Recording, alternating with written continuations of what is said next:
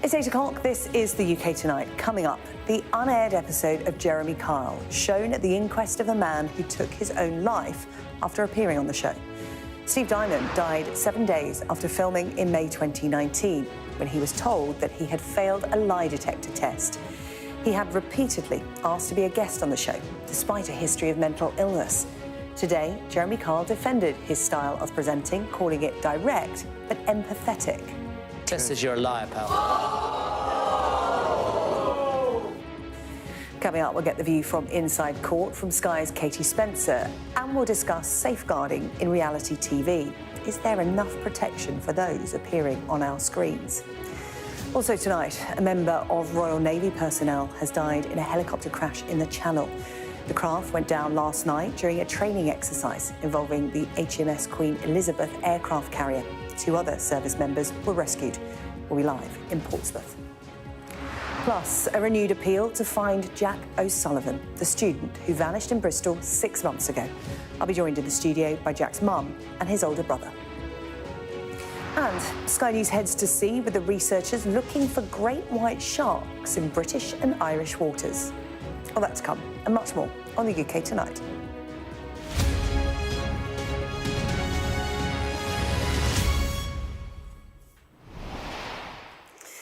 Jeremy Kyle has defended the way he presented his talk show at the inquest into the death of a man who took his own life after appearing on the programme. Steve Diamond died in May 2019, 7 days after filming an episode of The Jeremy Kyle Show, in which he was told he had failed a lie detector test. Mr. Diamond had repeatedly asked to be a guest on the programme over claims he had cheated on his partner. Following his death, the episode was never aired, but clips were shown in court today. And Mr. Kyle said that they proved his presenting style was direct but empathetic. Just to warn you that this report from Sky's Katie Spencer contains footage which some viewers may find distressing. Right, my next guest today, Jane, is here to find out whether her partner Steve has indeed cheated on her. It is an episode never broadcast, one that saw the Jeremy Kyle Show taken off air. Steve Diamond in 2019 wanted to prove he hadn't cheated on his partner, explaining during the recording how producers had turned down his initial request to appear. When the first time we applied for the show, they wouldn't let us on because they said I was on depression tablets. I went to the doctor and said I haven't took any. Took the full box back. Said I don't want them, I haven't touched them. Returning after he'd stopped his medication and got a GP note which allowed him to do the lie detector test. But things didn't go to plan. Just so you're aware, you failed every single question.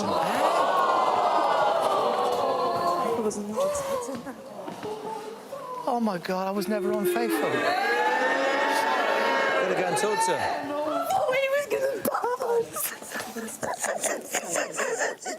But I wasn't. I've never been unfaithful.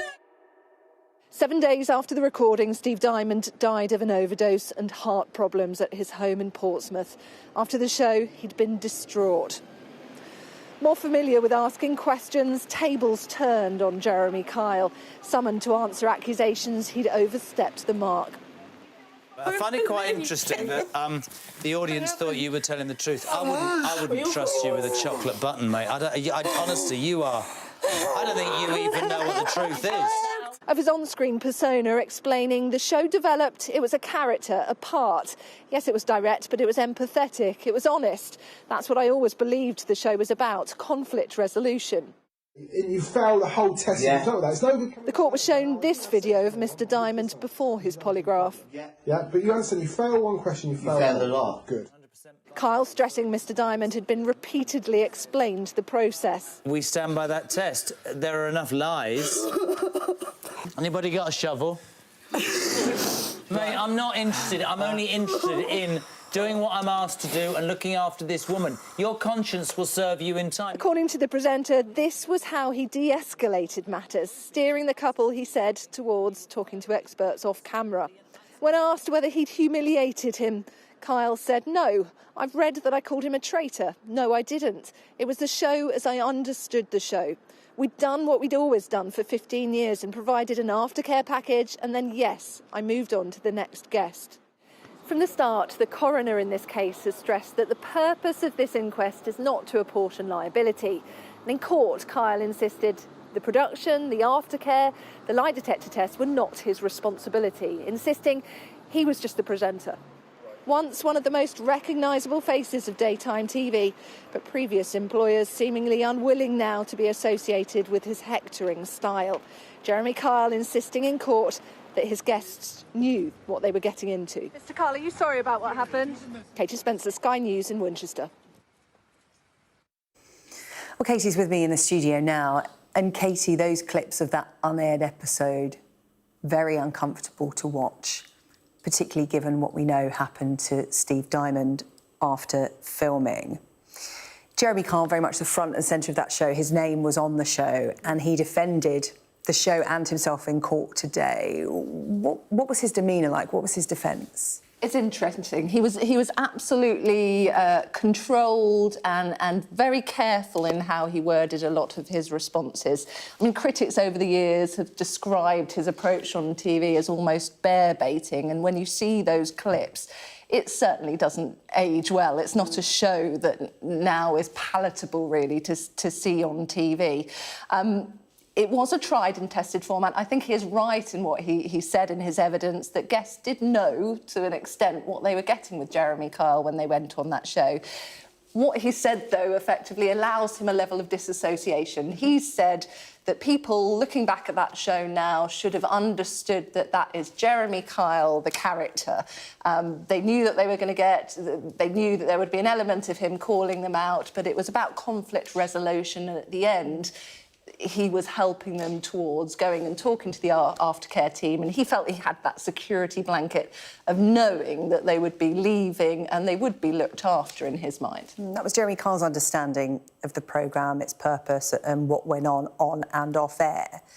Are we any closer to knowing what Mr Diamond's understanding of the process, the show and the aftermath was? Because that's central to all of this. He certainly is somebody that watched the show and that understood the format. And I think, as Jeremy Kyle explained, people did know what they were going to get when they interacted with Jeremy Kyle like that. There's no disputing that he didn't know what was going to happen on a show like this. The thing that I still fail to understand is, yes, he was given the aftercare afterwards. Yes, he was given the support afterwards. And you can see the devastating impact that it has had on him when he is failing the lie detector test. But the thing that I fail to understand is he openly talks in that clip about the fact that he'd been on antidepressant medication and that he decided to stop it in order to go on that show. Now, how can it be right that researchers and producers encouraged him to carry on with that and to do that? You would think that that in itself would have raised red flags and triggered some sort of interaction where they said, no, it's probably not wise for you to be a part on this show. Yes, the aftercare was there. There's no dispute in that. Jeremy Kyle was not responsible for the aftercare or anything like that, but seeing those clips today, it is uncomfortable viewing and certainly just a tragic, tragic thing to watch, given what we know what happened now. OK, Katie, thank you, Katie Spencer, who was in court for us today. Well, I'm joined now by Honey Lancaster-James, a chartered psychologist who consults on reality television. Honey, you heard Katie and I reflecting there on just how uncomfortable it is to watch that unaired episode of Jeremy Kyle, given what happened to Steve Diamond after filming. And Katie was reflecting on just how unpalatable it is now and how something like that couldn't possibly go on air today. Yeah, I mean, as you say, it's very uncomfortable viewing. It's very sad, and my heart, even now, 5 years on, goes out to Mr. Diamond's family, of course. I think what you're saying is somewhat true, that now I think there are slightly better processes in place. I'm sorry to say that I think Mr. Diamond's death and some other key events around that time actually probably led to a greater scrutiny in how welfare was managed on different shows in the UK. And it shouldn't be that it takes a tragedy like that, but sometimes it does, I think, to initiate some change. And I think there has been some change, but I still personally think that more could be done. Yeah, what was it like at that time? Because this format was successful. Jeremy Kyle, you know, filmed multiple episodes a day. It felt like at one point there wasn't a time of the day when it wasn't on in some capacity, and the reruns went on for years. It was a tried and tested format in the United States. There are various versions of it in the UK. But it's about the processes in place. What were they like at the time? Because we've been hearing in this inquest that there was due diligence done with those that wanted to come on the show. They were looked after, and there were processes afterwards, aftercare packages, they're called. But were they robust enough at the time, looking back, do you think, Honey? Well, it's difficult for me to talk specifically about the Jeremy Kyle show because I didn't work on it.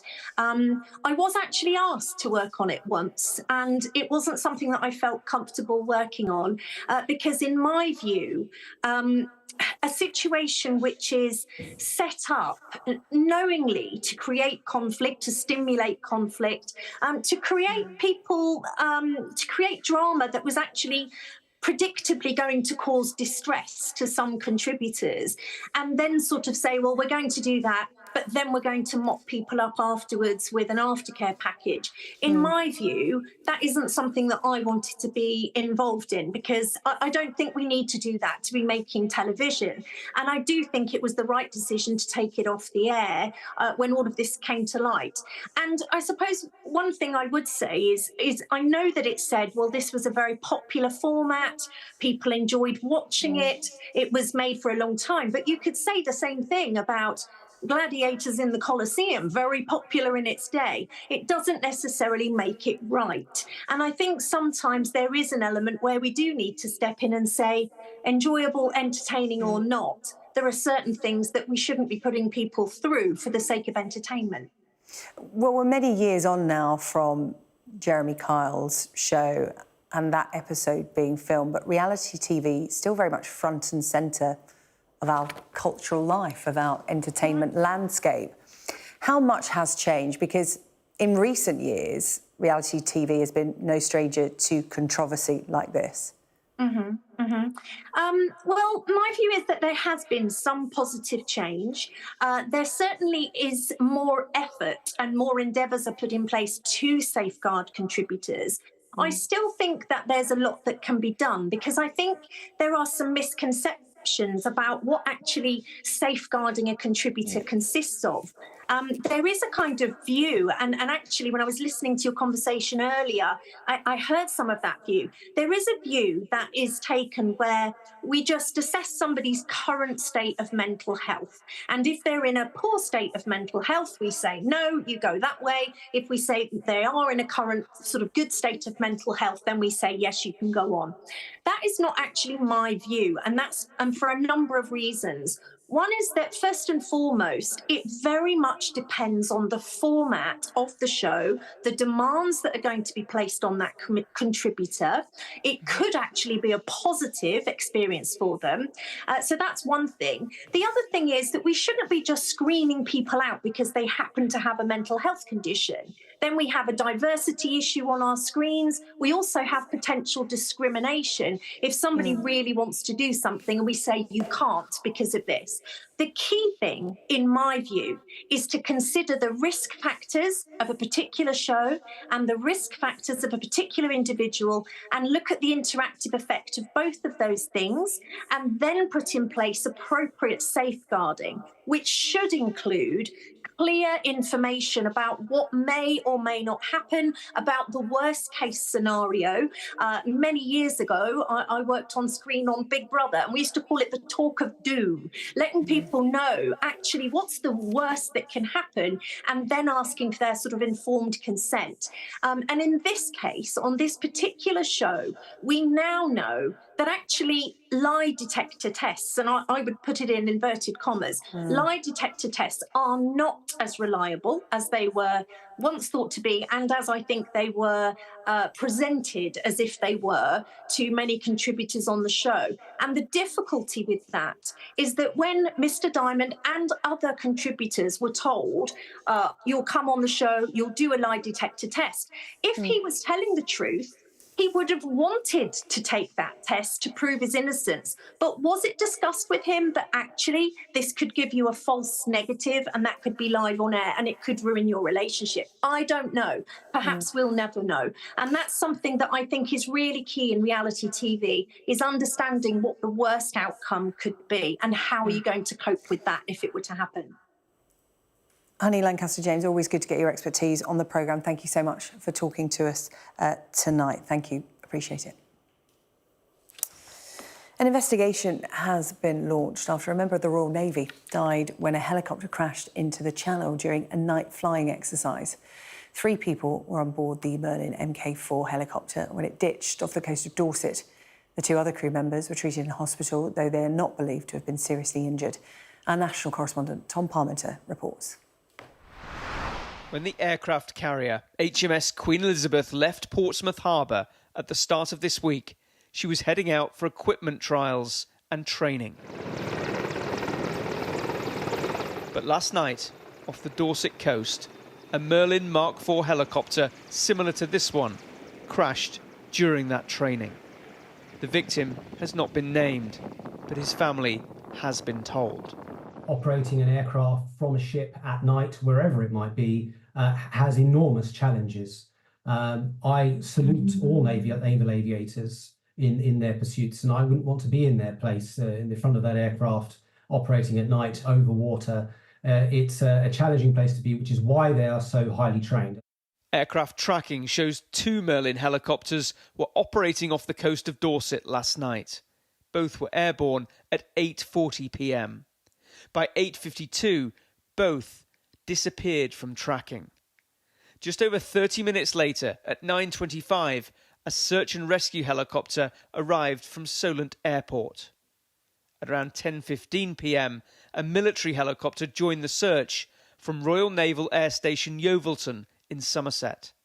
2 other helicopters joined the search at around 10:30, one from Portland, the other from Cornwall. The Prime Minister said, "My thoughts are with the family and loved ones during this painful time. I pay tribute to the ship's company, particularly those involved in the search and rescue operation." 2 others on board the helicopter were rescued from the sea.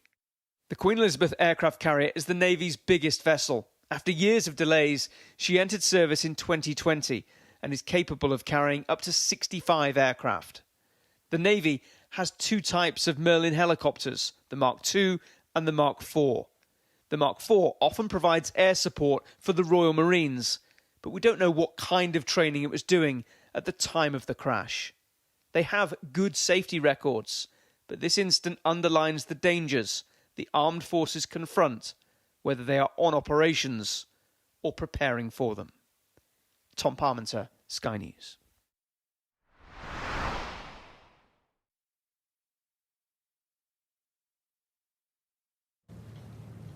Sky's Daniel Henry is in Portsmouth for us tonight, where the HMS Queen Elizabeth is docked. Daniel, what more do we know at this stage? Well, just that the investigation is underway to find out exactly what happened here and why.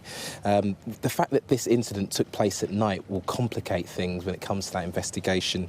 And this emergency landing on water that led to the death of this particular member of staff from the Navy has really shook and shocked members of the naval community. The First Sea Lord, that's the highest ranking naval officer, a man called Ben Key, said that he was intensely saddened by this loss.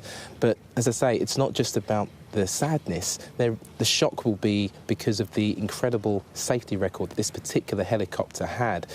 After all, I mean, the last incident that we can really track relating to this Mk4 took place in 2010 in Afghanistan, a heavy landing at that point. Nobody died then, which was obviously different to what happened in the water here overnight. And as a result of what happened in the water here overnight, we know that there will be one family who will be mourning the loss of a loved one at sea. Daniel, thank you. Daniel Henry for us in Portsmouth tonight.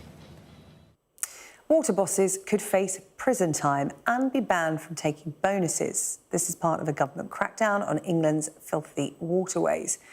Infested with sewage, chemicals and manure, many of the country's rivers and lakes are an ecological disaster, with fewer than 1 in 5 rated as being in good health. These new measures will beef up regulatory powers to tackle sewage spills, which were up to more than 50% last year. Sorry, I've just dropped my mic pack. Our business correspondent Paul Kelso has more. Gathered at a rowing club on the Thames, the water industry, including the bosses of some of the most loathed companies in Britain, politely invited to hear the new Environment Secretary threaten them with jail. It will make sure that water companies are held to account. This bill will make it easier for the Environment Agency to bring criminal charges. Criminal prosecutions and banning bonuses, the headlines of new legislation designed to pressure executives who've earned millions and delivered billions to investors, while raw sewage ran into rivers. Liv Gofford, are you worried about going to jail? Are you worried about going to jail? Have you got any reaction to the government's measures? I'm just going to focus on what's best for communities and customers. You cut payouts to shareholders because of pollution, but you still took a dividend, a bonus yourself. Can you justify a bonus in future? Look, I just said I'm just focusing on what's best for customers and communities, and that's all we're going to do. Yeah, but what does that actually mean? The boss of troubled Thames Water, who got a 6-figure bonus as he warned the company may run out of cash, still confident he can bail it out. He said he wants a new relationship and he wants to help you bring in investment. Will the threat make it harder to get investment? I am focused, like he is, on getting that investment. Can you save it? Thank you very much. I can save it. Campaigners say regulators don't even use existing legislation to pursue polluters, but the Secretary of State told me bosses need to take the threat seriously. Absolutely they do. I mean, the way that the public feel about the extent of pollution in our waterways is that it's reached outrageous levels, and yet there has been no accountability within the water sector. These measures are meant to sound tough. More significant will be a review of the entire industry, starting in the autumn. The threat of losing their bonuses or even going to jail might focus minds in water company boardrooms, but the reality of our privatised system is the government needs these bosses to raise the billions of pounds in investment required to fix the system. If they can't, that only leaves bill payers and taxpayers to fill the gap. High-profile campaigners just want action. I've watched as those minnows, those sticklebacks, those damselflies, dragonflies and kingfishers have disappeared from the waterways where I grew up as a child, cutting my teeth as a naturalist. I'm very, very angry about it. I would like some retribution. For now, customers will pay, with bills due to rise at least 20% next year, and wholesale reform years downstream. Paul Kelso, Sky News on the Thames. Still to come here on the UK Tonight, lost learning reaches a record high. We'll hear how poor pupils are most affected as school exclusions continue to rise. A warning from the construction industry that the Grenfell Tower report could hamper future house building. And what lurks beneath? We join the crew searching for great white sharks in British and Irish seas.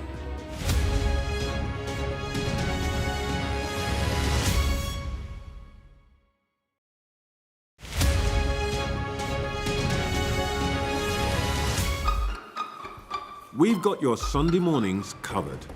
From the front page and the sounds of the streets to the voices of the people who make the major calls and big picture politics beyond Westminster. We'll put you at the heart of our story. A new start to Sunday. I'm ready. Are you? Join me, Trevor Phillips, Sunday mornings on Sky News. I'm Stuart Ramsey and I'm Sky's chief correspondent.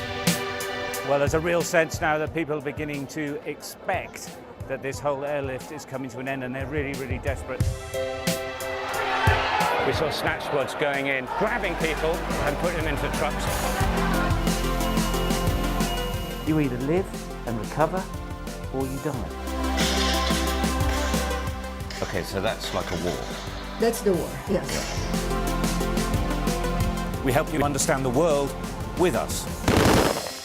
Over the past 24 hours, the soldiers have been attacked on a number of occasions. It's really sending a clear message that Venezuela is eager for change. We're being crushed. take you to the heart of stories that shape our world. They were convinced the United States would become hooked.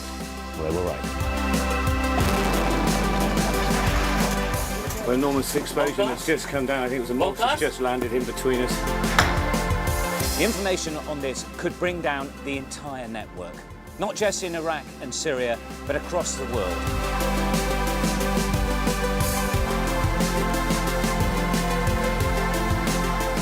It's not out of control, but they've withdrawn. It's so hot.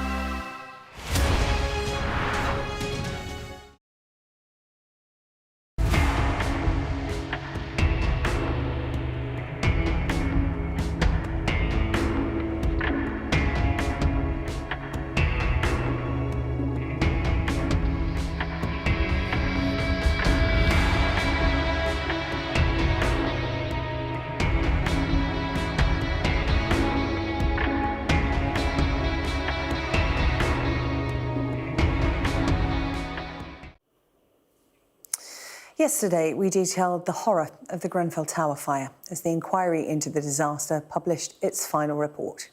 The government has promised to take on the inquiry's recommendations to improve fire safety, but it's also committed to a major house building drive. Construction firms are warning that if new regulation isn't carefully implemented, it could actually slow down their work and put the government's target at risk. Sky's Tom Clark reports. The Grenfell Tower inquiry found fault with nearly every part of the construction industry involved, including governments that failed for decades in regulating it. This government says it won't just act on the inquiry's recommendations, but go further. We've got to look at the 58 recommendations that Sir Martin has come forward and make sure that we do everything we can to meet those and go beyond to ensure that people are confident. However, Labour has also committed to building 1.5 million homes before the next election. Right now, this is the largest redevelopment project in Western Europe. Old Oak Common in northwest London is earmarked for 25,000 new homes. There have already been delays to the construction of new homes here, in part due to new guidance brought in the aftermath of the Grenfell fire. Important things like second staircases being required in towers like these. But could another overhaul of building regulations, however necessary, further delay the government's ability to deliver new homes? The construction industry says better regulation is fine, but more layers of it could exacerbate a trend of companies avoiding taking on tall buildings. Are we seeing fewer people getting into the sector? Absolutely. And the 18-metre height limit is putting a lot of companies off from even taking on projects of that height. The government is tasked with clearing up the regulatory catastrophe that led to the Grenfell fire, but those who created it or are accused of exploiting it, Sky News has found elusive. Like Brian Martin, the civil servant once responsible for high-rise fire regulations, to cladding manufacturers like Kingspan, who said they acknowledge past failings in their business, but their products remain safe if installed correctly. Grenfell families want the court to decide who is blameless and who isn't. A criminal investigation is underway, but may not deliver the justice they demand. Not only is the evidence there, but there is a clear public interest in ensuring that accountability follows. But we know at inquest that it is extremely difficult to hold people to account after state-related deaths. All the more reason for the demands of the families and now the inquiry to be met. Urgent reform of a broken building safety system and someone answerable for delivering it. Tom Clark, Sky News. A record 32 million days of learning were lost last year by pupils excluded from schools in England. And a new study has found that children on free school meals are nearly 5 times more likely to be permanently expelled from school than children from higher income backgrounds. Our home editor, Jason Farrell, reports. So this is me. This actually has a lot of meaning behind it. Like his self-portrait, Amario has many layers. There's the Year 9 Amario, excluded and bounced from school to school before ending up at this pupil referral unit in Haringey. Yeah. Hold on, wait, this is sick. I did this. It's a place many see as a dumping ground for the unteachable. But Amario was teachable. I'm really proud of this book, my favourite one. The Amario you see today is right to be proud. He's just got 8 GCSEs. It's ridiculous, like, from July to July, I was literally in 4 different schools. When I came in Year 9, obviously it wasn't like just a change like that. I was still making some of the same mistakes I was making previously. But I feel like when I was here making the mistakes, I wasn't treated the same way I was treated in mainstream school. Like, they always wanted to know, like, why I did this, why I did that. In mainstream school, they don't care. I did something, here's the punishment, deal with it. Government figures released this summer show permanent exclusions rose last year from 6,500 pupils to above 9,000, a record level. But studying more recent data, the Institute for Public Policy Research predicts the figure will rise again by another 20%. Think about the relationship. The study also finds children from poorer backgrounds are 5 times more likely to be excluded, and it goes further, totting up all the days of education lost through unauthorised absence and suspensions and exclusions. 32 million days of learning were lost in the last academic year to suspension and absence. Now, that's the equivalent of all the children in Liverpool not going to school every day for 2 years. The ethos here is to try to reintegrate children into mainstream education. Small things matter, making sure they have school shoes. If that's the little thing that's going to get you into trouble when you're back in mainstream, you know, you're going to have a negative interaction at the start of the day because you're not wearing school shoes. Let's remove that. They keep a stock of local school uniforms for pupils going back. In Haringey, for example, we have the Social Workers in Schools programme, so we have social workers in many of our mainstream schools. I think that makes a difference. When Amario spoke, he's absolutely right. You know, the teacher has 32 children in front of them. It's very difficult for that teacher to be having those individual conversations with children, and if somebody's being disruptive, to get to the bottom of why that's happening. Like, look at all this hard work. I don't think I could have managed that in a mainstream school. Today's report says mainstream schools have hidden exclusions where children like Amario are in school but placed in isolation for being disruptive. I feel like I spent more time in isolation than I did in lessons. And what did you do in isolation? Nothing, literally. This report concludes that investing in young lives pays back with productive futures. I don't really remember. I was just trying to get a good grade, to be honest. Jason Farrell, Sky News. Still to come here on the UK Tonight. The search for Jack O'Sullivan. Questions remain 6 months after the student went missing. I'll be speaking to his mother and brother after the break.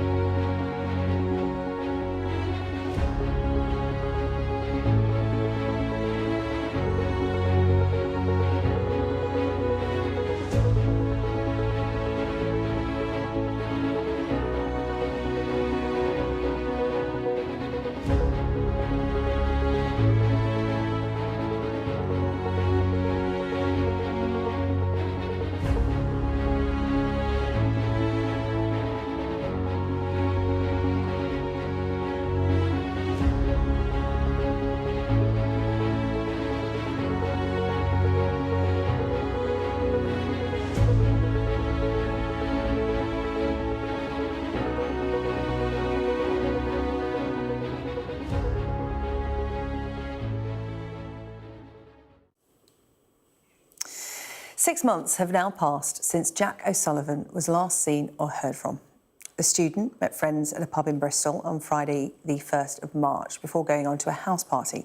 He left at around 10 to 3 in the morning, but never made it home. Jack was last seen on CCTV shortly after 3 in the morning, crossing a bridge over the River Avon, not far from the party in Hotwells in the west of the city. His phone remained active on the Find My Friends app until almost 7 in the morning and gave its last location as near Granby Hill. Well, I'm joined now in the studio by Jack's mum, Catherine, and his brother, Benjamin. Thank you both for coming in.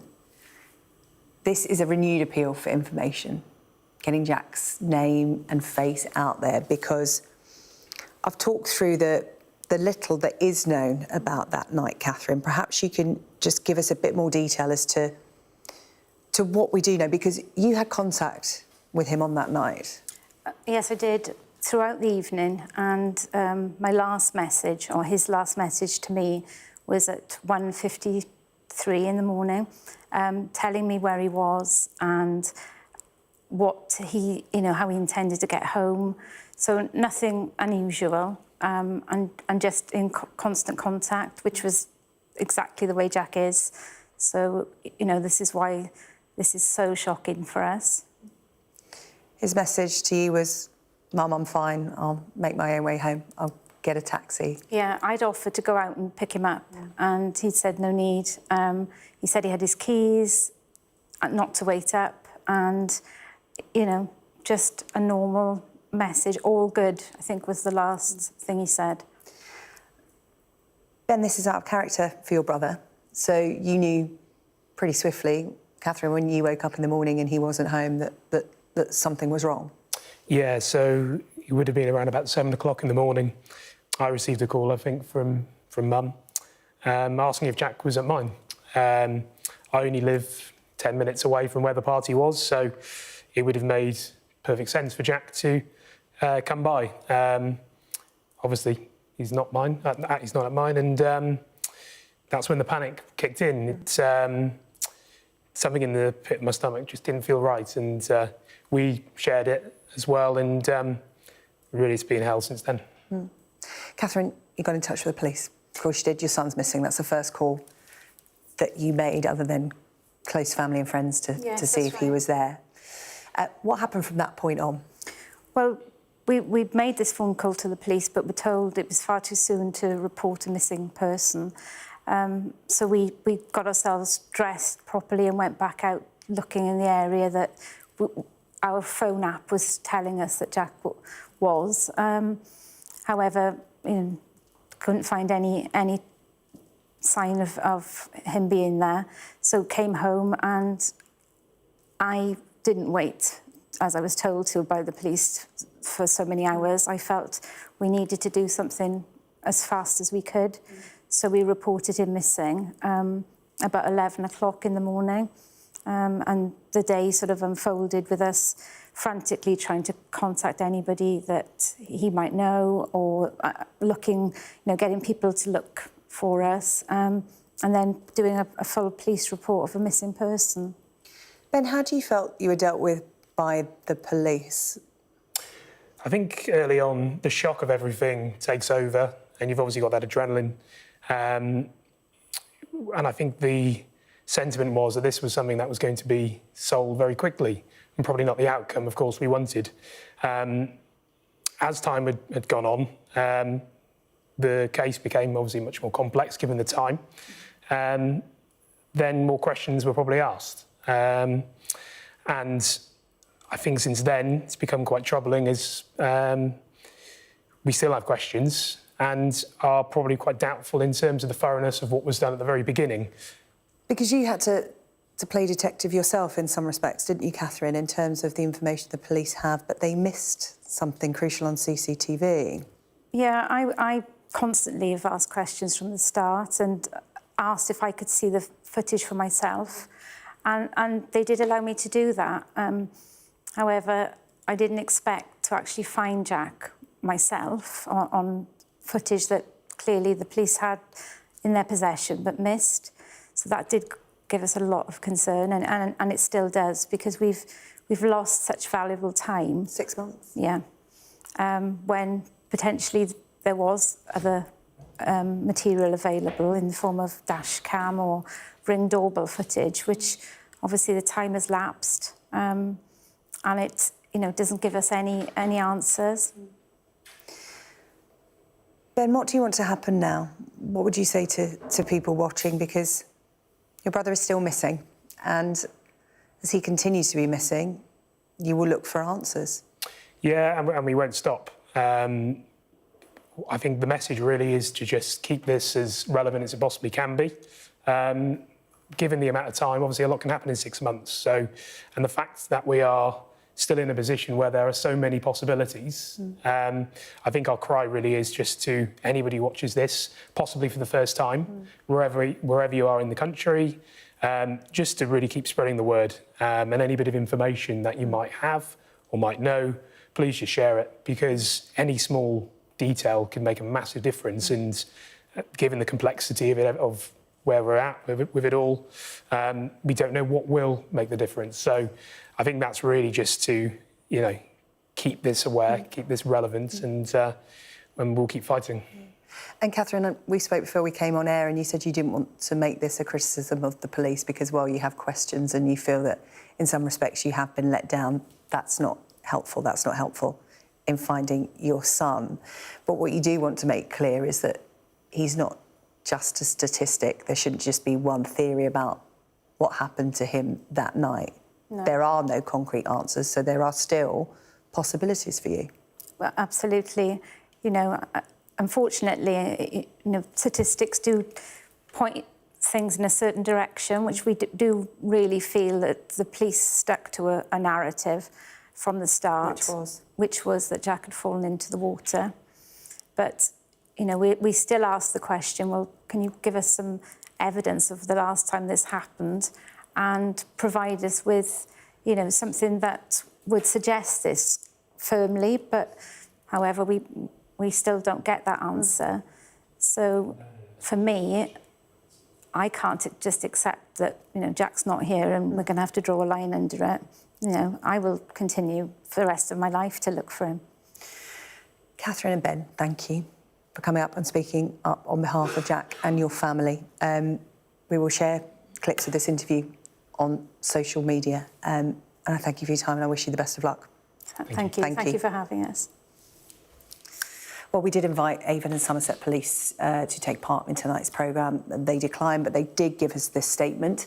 Assistant Chief Constable Joanne Hall said this: throughout our investigation, we have been open-minded about what happened to Jack, considering different possible outcomes and scenarios following his last sighting. We have sought reviews from independent agencies such as the National Crime Agency and experts such as oceanographers and independent police search advisors. Sadly, despite the efforts carried out to date, we have been unable to find Jack, and we fully appreciate the anguish this is having on his family. Our thoughts remain with them during this hugely difficult time. Now, could there be great white sharks in the waters of Britain and Ireland? There has never been a confirmed sighting, but many scientists think it is a real possibility. A US-led expedition has begun searching off the southern Irish coast to find and tag the first ever great white in these waters. Sky News joined the expedition off the coast near Dingle in County Kerry. Stephen Murphy has this report. Trying to unravel a maritime enigma. The waters of Ireland and Britain should be home to great white sharks, but none have ever been found. Now, this research vessel off the southwest coast of Ireland is attempting to find and tag the first ever great white here. I'm an optimist by nature, so I'm always hopeful that we might find one or two of these animals, but it's a bit of a needle in a haystack, sure. Yeah, I think given the conditions that we have in Ireland and Britain here in terms of the water temperatures, it's not too hot, it's not too cold. The food here is right, both in Ireland and throughout different parts of the UK. This whole region is potentially a really comfortable place for them. So it's just a matter of trying to find out if they're here. Great white sharks have been found as far north as the Bay of Biscay. There have been unconfirmed sightings in British waters, but none confirmed. The US research group OSearch thinks sharks from the endangered Mediterranean great white population could migrate north in search of food and have spent weeks off the coast of Spain, France and now Ireland attempting to find one. It would be the greatest thing we've ever achieved on the water. It would be the greatest gift we could give to any region of the world for their future, because that one shark will show people in this area and other research institutions where they can then potentially work on them and get more of the work going. It would be the shark herd around the world. The scientists feel this part of County Kerry is their best shot at finding that shark. And this is why the search has focused on this area, the seal population of the Great Blasket Island, which can number in the thousands. If there are great white sharks in this area, there's no reason they wouldn't come here to feed. It's basically a buffet on a beach. Bait is laid. The seawater is sampled for traces of shark DNA. But it's a great white waiting game. And with just days remaining, the search continues for a breakthrough that would finally answer the question, are they here? Stephen Murphy, Sky News in County Kerry. Coming up on the UK tonight, a new British tennis star, Jack Draper, through to the US Open semi-final. I'll be speaking to his former coach next.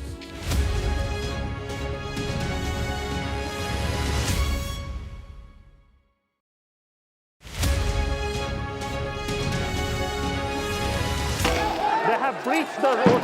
There is a lot of gas being fired all around us.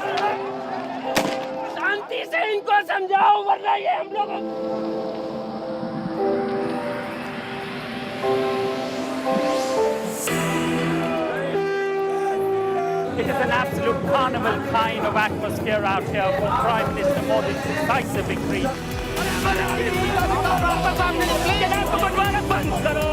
These students are defying the prohibitory orders, and now they're going to be arrested. We aim to be the best and most trusted place for news. The roads have been inundated. The only way out is to get people by boat. What is feared that over 200 people might have died because of these landslides. This on any given day would have been bustling with people, but today it's absolutely deserted. This is one of the most sensitive areas of northeast Delhi where there's been clashes. I'm Neville Lazarus and I'm Sky's reporter based in Delhi.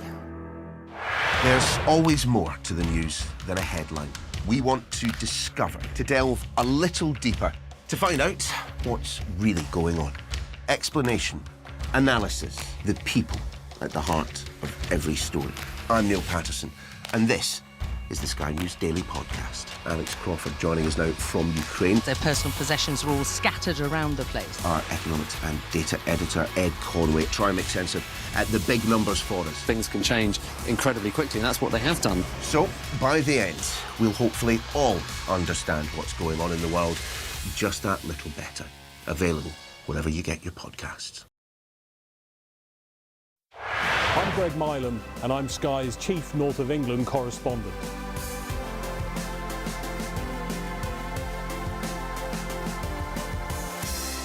We aim to be the best and most trusted place for news.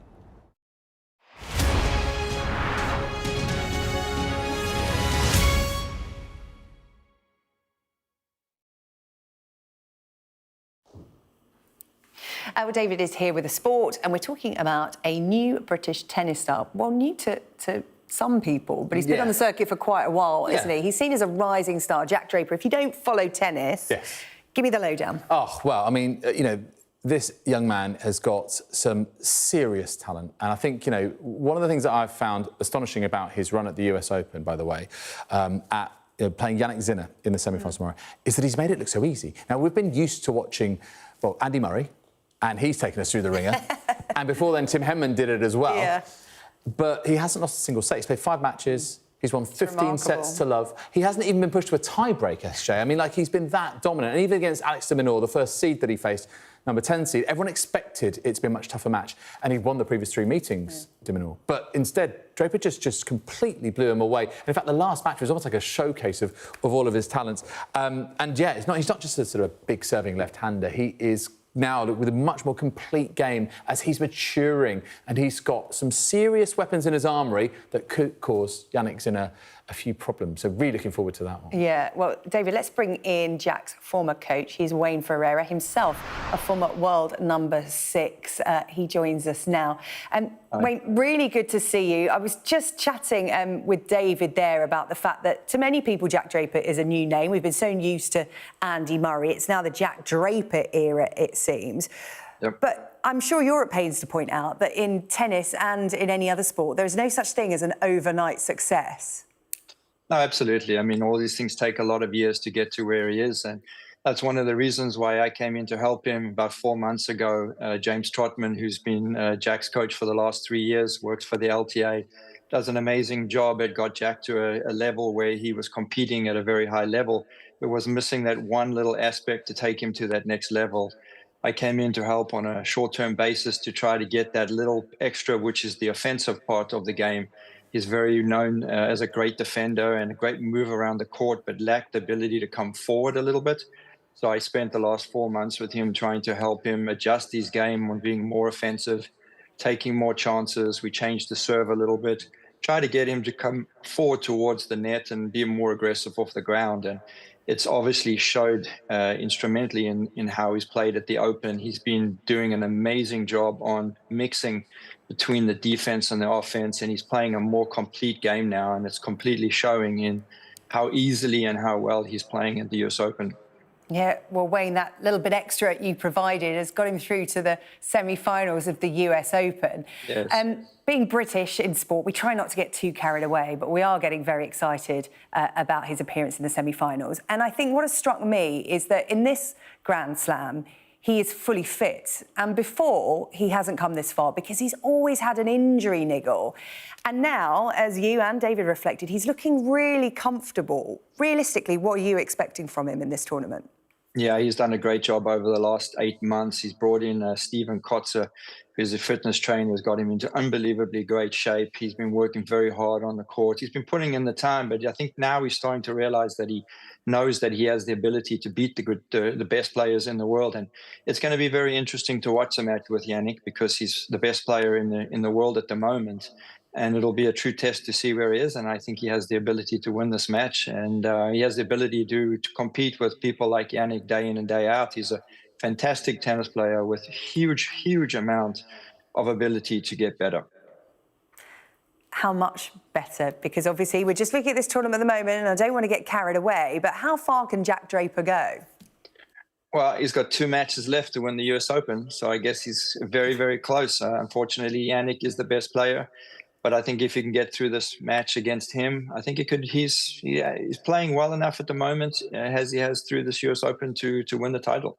Yeah, has he got the temperament? Because I've read interviews with Jack Draper, and in fact, you know, so many tennis stars, so many athletes will say it. It's highs and lows. It's a roller coaster. What's his temperament like? He's very good in the head. He's very composed. He's very strong mentally. He lasts along through matches. He doesn't have very many dips. He has all the attributes to be a champion and definitely a Grand Slam champion. Wayne Ferreira, it's been really good to get your insight into Jack Draper. Thank you so much for your time, Wayne Ferreira. There's a thing or two about tennis. Thank you so much for joining us. We really appreciate it. David, when and where can we watch this semi-final? Because it's going to be quite a match to watch. Wayne's giving it a big build-up there. And what you've heard there from Wayne is that he's got the complete game. You know, up here, the talent, it's more all-round, it's more offensive. So it's Sky Sports Tennis is going to be tomorrow night. We've got the other semi-final, by the way, which is Frances Tiafoe against Taylor Fritz, which is an all-American clash. So, I mean, it's going to be absolutely crazy at Flushing Meadows. And if Jack can do it, my goodness, what a chance he's got then in the final. So Sky Sports Tennis tomorrow night. OK, plenty more, by the way, are making the headlines in terms of international football this evening. This Sky News Sports Bulletin is brought to you by Vitality. Getting more people more active. Live life with Vitality.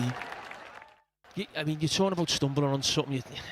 I know your famous phrase, it's Man United, but I think a team of this stature, the money they spend in the transfer market, you can't be stumbling on something. What are they going to stumble on? I mean, what is a way of playing, something that sort of happens that connects. I mean, Karen, look, I'm not saying it's the right way to go about it. No, the way the game's played now, the teams don't stumble. Liverpool aren't stumbling on something with Arne Slot. Pep Guardiola's not stumbling on something. Jurgen Klopp's not. Jose Mourinho's type of football. There's different ways of playing.